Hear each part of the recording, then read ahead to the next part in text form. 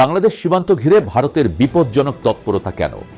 শুনলেন news express trending বাজ শিরোনাম। এবারে বিস্তারিত, সাথে আছি আমি মাহমুদ আব্দুল্লাহ।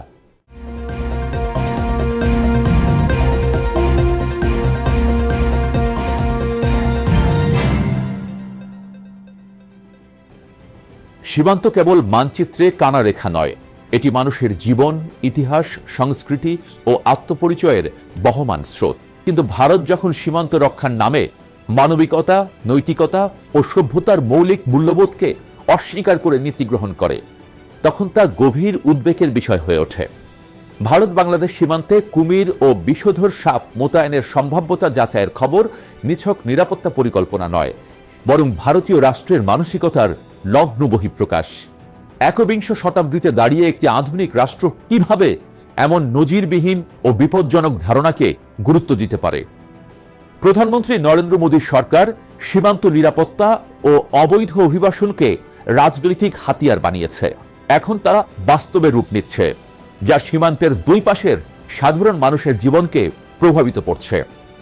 যারা একই ভাষায় কথা বলে, একই সংস্কৃতির উত্তরাধিকার বহন করে। এই পরিকল্পনা ভয়ভিত্তিক রাষ্ট্রনীতির প্রতীক। নদীতে কুমির আর জলাভূমিতে বিষধর সাপ ছাড়ার চিন্তা কোনো বাস্তবসম্মত কৌশল নয়, এটি প্রতীকী হিংসতা যা মানুষের মনে আতঙ্ক সৃষ্টি করে। মানবাধিকার কর্মী হর্ষ মান্দার যথার্থ বলেছেন, এটি বিচার বহির্ভূত পদ্ধতির নতুন রূপ।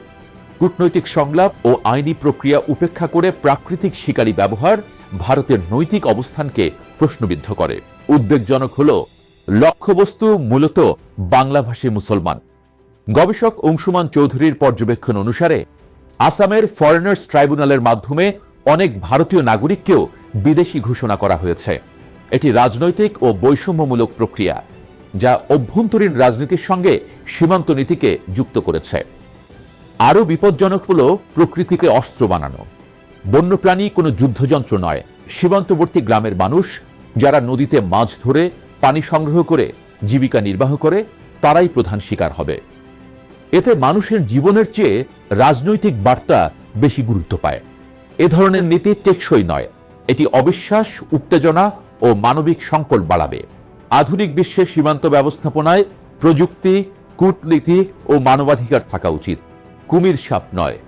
ভারতে অবৈধ অভিবাসন নিয়ে রাজনৈতিক বিতর্ক দীর্ঘদিনের। মোদী সরকার এটিকে নিরাপত্তা ও রাজনৈতিক ইস্যু হিসেবে তুলে ধরেছে। তবে সমালোচকরা বলছেন, এ ধরনের পদক্ষেপ সীমান্তবর্তী সাধারণ মানুষের জীবনকে ঝুঁকিতে ফেলবে এবং দুই দেশের সম্পর্ককে ক্ষতিগ্রস্ত করবে।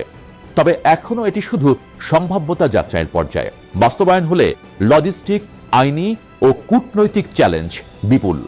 আধুনিক সীমান্ত ব্যবস্থাপনায় প্রযুক্তি, কূটনীতি ও মানবিক সমাধানের ওপর জোর দেওয়া উচিত বলে বিশেষজ্ঞরা মনে করেন।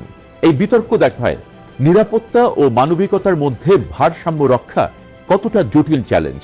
বাংলাদেশ ভারত সম্পর্ক মুক্তিযুদ্ধ, সহযোগিতা ও সাংস্কৃতিক বন্ধনের। এই অমানবিক নীতি দুই দেশের জন্য ক্ষতিকর। নিরাপত্তার নামে মানবিকতা হারানো দুর্বলতার পরিচয়। সীমান্তের সবচেয়ে শক্তিশালী প্রাচীর বিশ্বাস, আর এই বিশ্বাস প্রবল হলে সীমান্ত নীতি এত জরুরি বিষয় নয়। আজ এই পর্যন্তই। আবারও দেখা হবে নতুন কোনো বিষয় নিয়ে। সে পর্যন্ত ভালো থাকুন সবাই।